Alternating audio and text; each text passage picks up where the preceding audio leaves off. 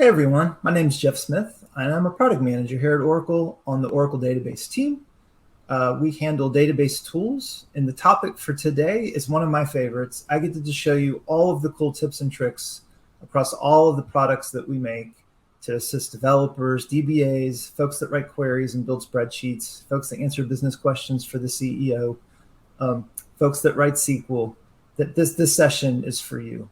So I wish it could be interactive. If you're ever find me out there in the real world, feel free to ask me a question, and I'm going to share my contact info at the end so you can reach out later. Let's get started. I only have 30 minutes.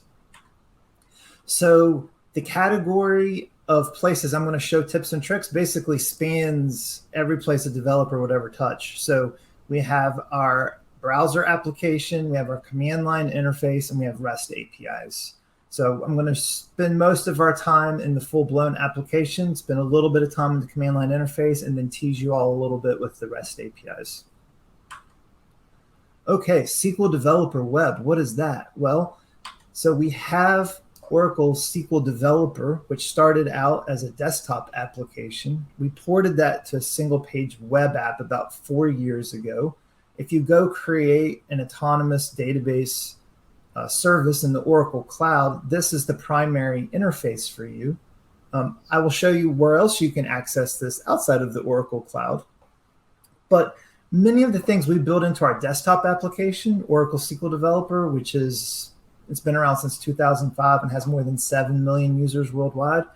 We've brought over a lot of the keyboard shortcuts and drag and drop operations and all of the little things that make SQL Developer, and put it here in the browser. And at the same time, we've modernized the look and feel and the interface. So hopefully it's the best of both worlds. So I should also clarify what a tip is and what a trick is. So we often say tips and tricks, and to me, a tip's just anything that helps you out, use the tool more efficiently, but it also happens to be documented. Folks are supposed to know about it. And tricks are like the top secret things that developers show me when they don't think anyone's looking. And we used to have a lot of tricks, but I loved all of the tricks the developers showed me, and I made sure we had those documented. So today, everything should be 100% tips. If you want to look up more information on this stuff, it should be in the documentation, in the inline help. And if you can't find it there, just Google it. Just Google Oracle SQL Developer how to why, and you should find something online there for you. So like I said, we took the desktop application and remade it as a single-page web app.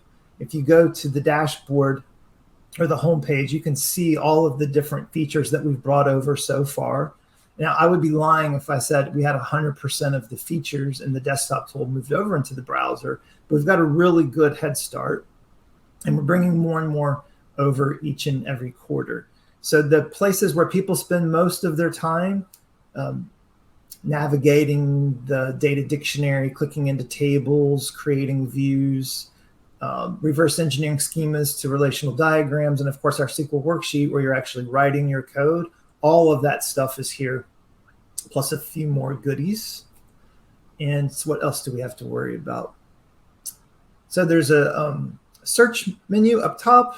Right next to that, you've got the help. It's in-screen help, just like in the desktop, so it's really easy to work with. And you're going to log in using your database credentials. So the only requirement to use SQL Developer Web is that you have an Oracle Cloud account and an Oracle Autonomous Database. Or, this is the other nice thing too, so there's no Java to install on your machine, no TNS names file to manage. An administrator is going to set this up for you and just send you a link to access your database. Once you're in, like I said, we've moved over a ton of the features from the desktop. Here's just a sorted smorgasbord of screenshots, sexy pictures I thought I would show to tease or get your attention. So obviously we have a SQL editor. And again, that's where most of us do most of our work, just like you would do in a command console, writing bash commands or SQL commands in old school SQL Plus or our newer command line interface SQL CL. This is where you're going to be writing and running your SQL statements, your PL SQL statements, and also now with database 21C and the multilingual engine, JavaScript. So I'll be talking about the JavaScript stuff in a bit. So just imagine all the JavaScript libraries out there that have been built up by this huge, massive online community, taking advantage of that power in an Oracle database where all your data is. So that's kind of cool. Monitoring and managing your database itself. So, what's taking a long time in my database? Where are the hot segments? What are the most expensive SQL commands? Where are the wait events? Where do I have IO bottlenecks? We have some really nice monitoring screens for that. Interfaces to things that you've been using for 20 years, like active session history and automatic workload repository are there. And then also application development. So like writing stored procedures, writing REST APIs, building Mongo style JSON document store,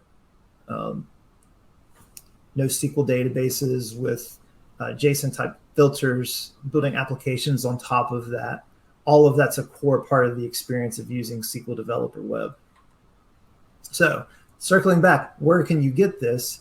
So you've either set up your own Oracle Autonomous database, and you can do this for free. So we have an always free option in the Oracle Cloud. This is great. You can have up to 2 of these databases.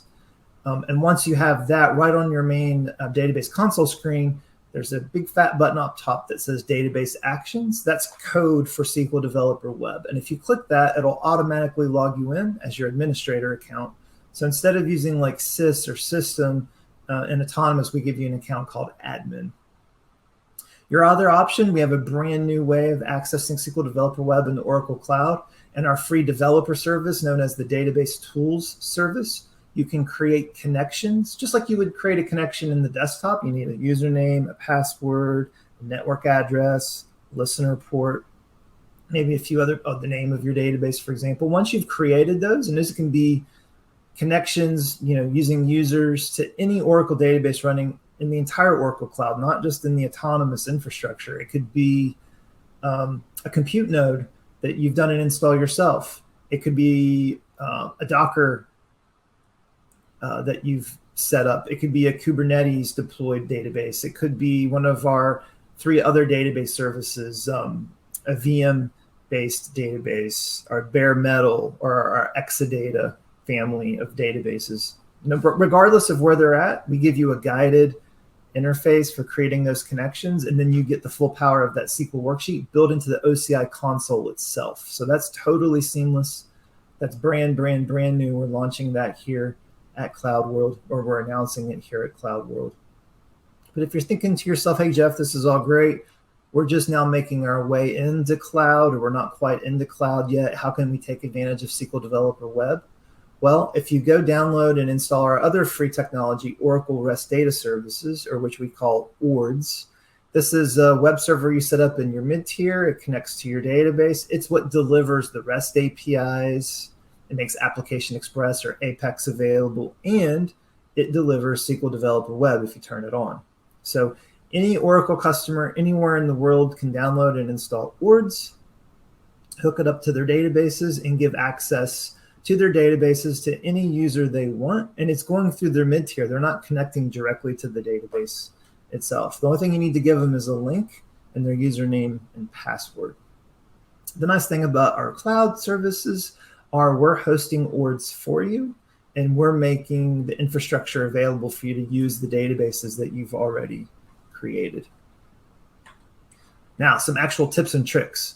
And some of these will actually be true for the desktop tool as well. So if you're still using SQL Developer Desktop, a lot of these tips are almost the same.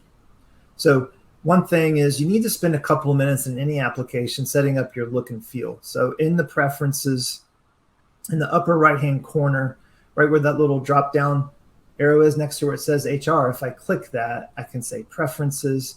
And the code editor page, by large and far, has the most number of things you can configure. So the initial look and feel is black text on a white background. You could enable the little mini-map rulers on the right. You could switch to like a dark screen mode-ish.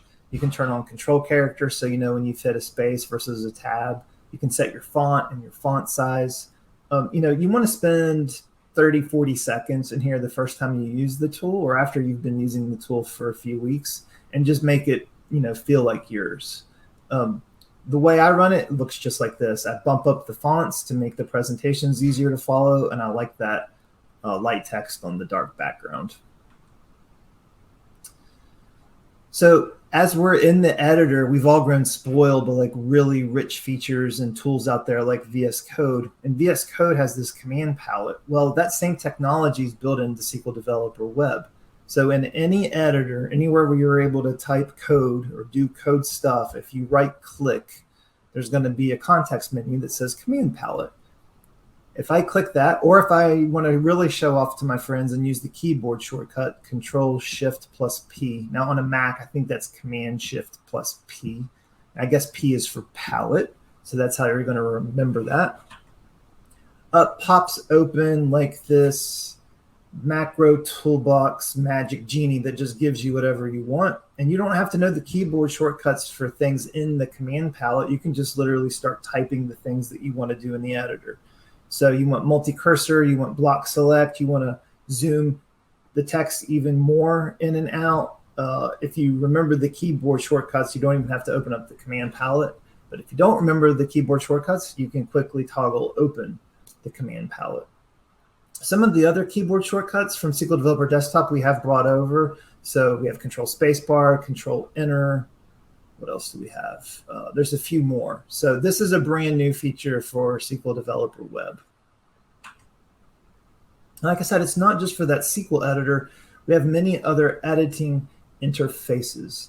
So this is our JSON workshop. So you can use the Oracle database as a JSON document store. So if you don't want to deal with tables and rows and columns, but instead you want to have JSON documents where you kind of have like a schema on read design. So if you need the flexibility of adding attributes or columns or pieces of information to the item or the object in question, JSON documents are perfect for that. But the nice thing is when you use this feature in the Oracle database, it brings the full power of the database to bear. So you can actually do SQL over these JSON documents. You get encryption, you get compression, you get full ACID, which means transactions and durability. You can use indexes to increase performance. You get all of that whiz-bang stuff. But when you're querying or working with your JSON documents and you need help dealing with the syntax of these like filters, or you need help unmangling your JSON documents, these really powerful code features are there. Again, just the same keyboard shortcuts, so don't forget that stuff. Fairly new addition to the family. This browser application can now read and write files directly off of your machine. Now you have to grant permission, so this isn't too scary. It's not gonna like take stuff off of your desktop without giving you permission. But if you choose to deal with files directly, instead of having to copy them up into the cloud, we can stream and read and write to the files on your machine directly. So while we do a pretty good job of remembering the work that we've done in a worksheet, sometimes Chrome does crash. And if we lose something, that would be bad. And any good developer is going to have a source control system with a local folder on their machine that they can use to push merge requests out of. You can deal with those files directly in SQL Developer Web. So the trick here, it's not really a trick, it's a tip. You can click the Open File button, or on the navigator, you can switch from where it says Navigator over to Files. So instead of browsing your schema, you're browsing the contents of either what we've saved in your browser. So there in browser, that's showing you like the little private browser database for your history. But device, these are actually directories and files that you've granted us read-write access to. Great time saver. As an example, if you have a script that quickly creates a demo environment, file open the script and run that, and then you've got your demo environment running in your Oracle database in the cloud. We're not always dealing with SQL, so that SQL worksheet has a lot of stuff in there that's specific to SQL, like explain plan and auto trace and SQL history. If I've got a complicated stored procedure, which is not this one, but if I had one that needed, several lines, several thousand lines of code to do the job, it's nice to have a dedicated editor for that now as well. So when you're in a worksheet, you can click the new object button, and there's an item there to select for PL SQL, and that'll give you the PL SQL view of the editor. Same powerful editor, same keyboard shortcuts, but a streamlined experience specific for PL SQL. So it's got compile and execute, and then the output down below isn't built for query results. It's built for like, hey, show me my out parameter that came back, or show me my compilation errors. If you've ever written a stored procedure, you may have from time to time had a compile error. If you click on those in the bottom, we'll automatically navigate you to the line, and you'll also see the cursor of where the parser in the database stopped understanding what you were trying to do. This also supports the ability to open and save files. And I will say we're going to be adding a lot of features to this procedure editor going forward. So profilers and debuggers and source control integration directly, and code linters and security checks and unit testing, all of that stuff. It's all on the big roadmap. I teased earlier that database 21c and higher supports JavaScript in the database. So if you're connected to a 21c instance or higher, you're going to have the ability to say, hey, I'm not dealing with SQL or PL SQL. I'm dealing with JavaScript. So once you switch us over to JavaScript mode, we're going to be able to send the JavaScript to the database in a way that it's going to be able to manage it. And the trick behind the covers is we have a small PL SQL wrapper that is used to invoke the JavaScript engine in the database, the multi-legal engine, which is powered by GraalVM technology. Very, very cool stuff. If you tell us, hey, I'm dealing with JavaScript directly, I don't have to type any of that PL SQL wrapper stuff. I can just write pure JavaScript in the editor, and then we do all of the PL SQL stuff for you behind the covers. And then, since we're in a JavaScript mode, all of our insight and code helpers that are going to be popping up aren't going to be SQL and PL SQL based. They're going to be JavaScript based. So I think this is going to be pretty bleeding edge for quite a few people, but 5 years from now, I'm going to be spending a lot of time showing people all the cool JavaScript and probably the additional languages that are going to be coming to the Oracle database. I don't know, perhaps we'll support Python someday.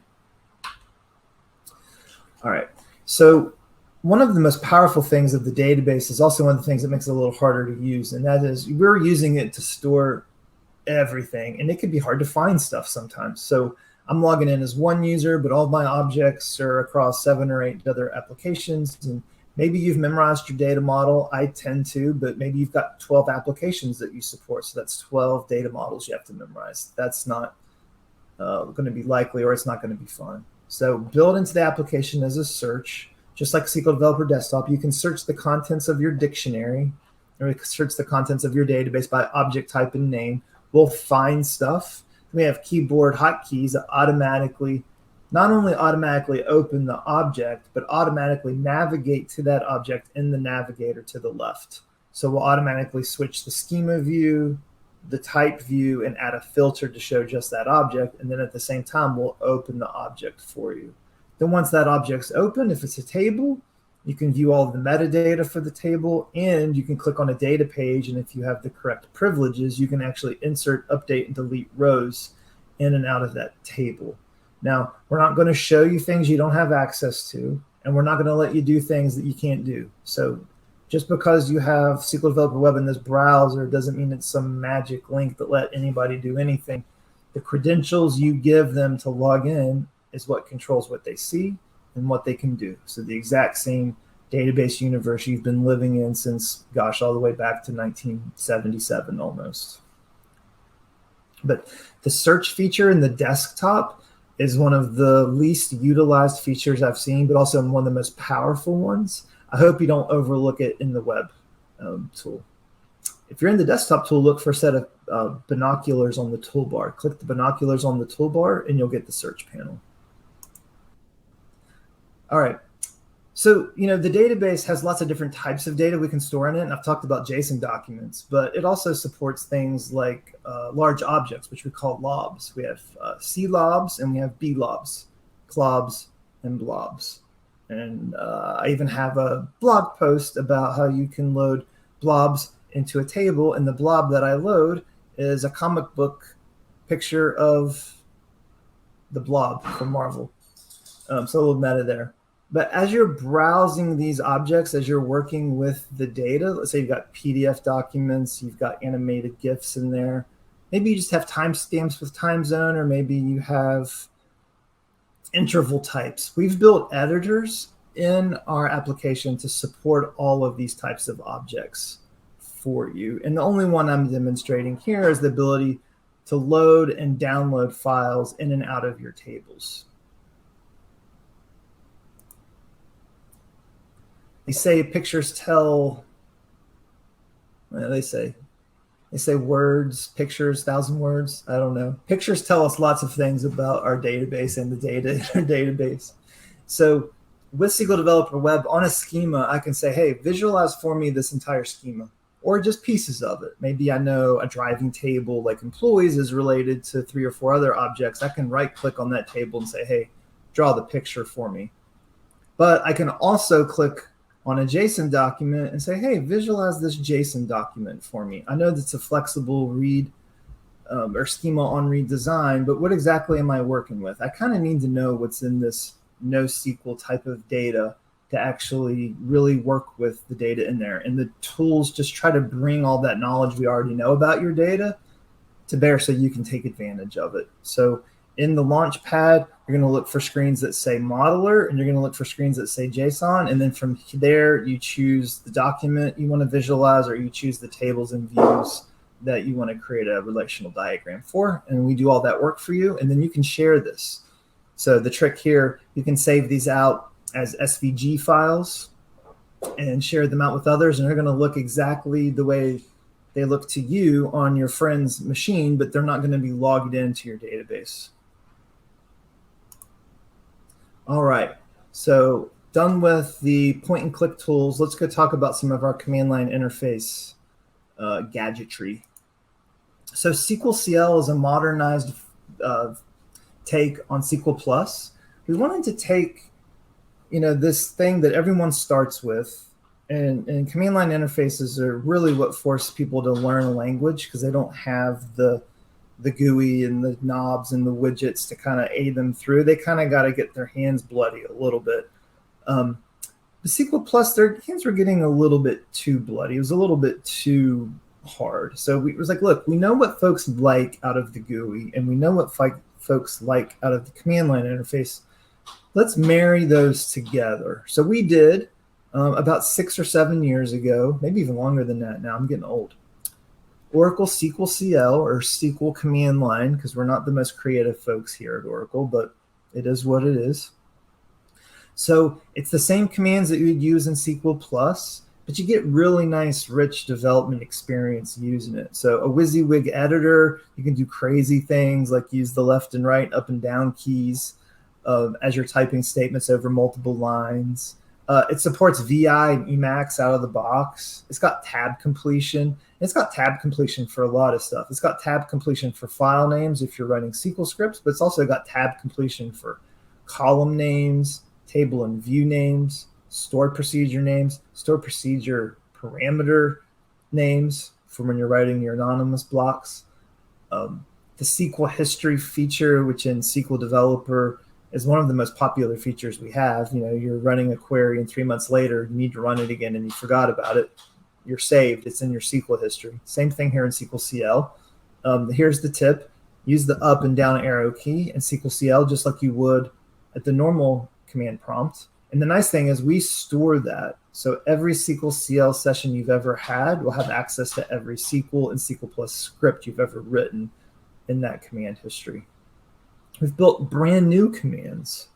So you're always, you're doing things over and over again, and it's tedious. We have a nice PL SQL API for something, but who wants to type PL SQL API calls?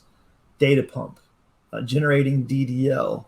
loading data. So we've just simplified those into like 3 and 4 letter commands with a few simple arguments to them, and we do a lot of work for you. So if I want to generate the DDL for a table called employees, I just type DDL employees, and we make that DBMS metadata call for you. In the screenshot here, I'm saying, hey, generate a script of insert statements for me based on the query results of select star from regions. Throw that together with a spool command and the DDL command on regions, and you very quickly created a script to not only create, but populate your regions table. So one of the newer things we've brought to SQL CL is native support and enhanced support for Liquibase on your Oracle database. So Liquibase is a change management technology that really makes continuous integration and continuous deployment for applications on your Oracle database possible. So what this allows me to do is, as I'm building the schema objects that are going to power my application, I can generate what's called a change set, which represents those objects in a file. I would keep those files in my deployment technology pieces. Maybe I have an automated GitLab task that kicks off with a function and pushes it out somewhere, but just pulling the stuff maybe from GitHub. I don't know. You folks know what you're using, but our command line tech will plug into those things. Our libraries, our jars will plug into those things. But what we're taking care of for you is figuring out how to take something that's in a database over here over to a database over there. So, oh, Jeff wants employees, regions in the customers table, and he has all of those tables, but they're missing 3 columns and 4 constraints. Our technology, based on what you have in your current system and based on what you have described in your change set, will automatically add those missing things for you. So you spend more time describing what you want and less time figuring out exactly how to make that happen. Very, very cool tech. We'll be talking more and more about this as time goes on. So if you want to learn more about this feature, just Google SQL CL and Liquibase. Of course, if you're in SQL CL, you don't ever have to type Liquibase. You can just type LB. So there's your tip. Most of the commands in SQL CL also have shortened versions of the commands, and the short code for Liquibase is LB. Data pump. If you've worked with Oracle for very long, you're eventually going to run into data pump. And data pump is a tremendously powerful technology. It's used for getting data and objects into your database and also for getting them out of your database so they can go be moved, replicated somewhere else. It's powered in the database itself with a PL SQL API. It does have its own command line interface. Some other tools will have wizards for it, including SQL Developer and SQL Developer Web. But if you just want to quickly kick off a job, you can do that inside of SQL CL now. And the other thing you can do is you can say, hey, reach out to the database across the network, grab that dump file, and copy it up to my Oracle Cloud Object Store for me so that it's then available for an import. So the thing with data pump is writing files to a database directory on the database server. What SQL CL is able to do is reach out through the database and stream those dump files off the server up to an object store bucket. And then once they're there, it's very easy to run import jobs against that data. And we can do these things with like 2 and 3 commands. And it's as simple as it looks on screen versus like, 400 line PL SQL block of code that you're going to have to write. All right, REST APIs. So REST APIs are just really what makes a lot of the stuff that I've shown you today possible. So all of SQL Developer Web is powered by REST APIs. But more importantly, you're keeping your data and the things important to your business in your database, and you want to make those available to other people, partners, customers, providers. A lot of times the way you want to make that information available to them is not by giving them access to your database. No, instead you'll publish REST APIs. So our technology built into SQL Developer Web allows you to code these REST APIs, to test them, to document them, to really understand what they do, to quickly build them. It's all built into SQL Developer Web. There's literally a REST card you can click on. What makes the internet possible? All right, so here's my test. So I don't even know how to pronounce that, but it's hypertext is the engine of the internet or something like that. Hypermedia is the engine of the application state. And that's just a fancy way of saying everything's driven by links. You can't do anything without links. So as you're building your REST APIs, we make it really easy to go from a SQL statement or a PL SQL block of code that returns a ref cursor or returns a query result set, and to add richness to that API by adding links to your responses so that your developers and your API consumers can do really cool things with those REST APIs. So the trick for SQL, you alias the column that you want represented as a link with the $sign. You're going to be doing a lot of stuff with PL SQL. The trick there, have a PL SQL parameter that represents the outbound response of the API. So if I do a post and the response of a post, it's going to be this JSON document. I create a parameter and I put $, as the first character in the name of that parameter. That gets turned into a link. So it makes it really easy for you to build powerful APIs that are also friendly to API consumers. They have the status codes they want and they have the behaviors that they want. And the number one behavior there is links. You spend a lot of time with REST APIs. You've probably seen Swagger tools and open API specs. So here's a tip. If someone gives you an open API spec in like YAML or JSON, we can take that and suck it into SQL Developer Web, and on the other side, spit out REST APIs for that. And all you have to do is come back in over and switch out the SQL and PL SQL that is, the brains of what happens when you run those APIs. All right, I've ran out of time. I have so many more tips to show you. Thankfully, I'm obsessive compulsive and I collect these things like a hoarder. If you go to thatjeffsmith.com, I have them all organized by category. I've got SQL Developer, our old school friend. I've got SQL Developer Web. I've got REST APIs. I've got data modeling. And if you want the SQL CL stuff, it's in there with SQL Developer. If you want to ask me a question, click the Ask a Question link, and more than like 6,000 of you have, and I'll do my best to answer those as they come in. Everyone, I hope you've enjoyed this session. We have so much more good content coming your way from Oracle CloudWorld. If you want to learn more about our technology, look for me or Chris Rice. And if you're too busy for that, you can just follow us online. We've got Twitter feeds, we've got blog handles, posts, Instagrams, the TikToks, the YouTubes, all of that stuff. Thanks for letting me spend this last 30 minutes with you. I hope you've gotten something from it. Thank you for being an Oracle database customer.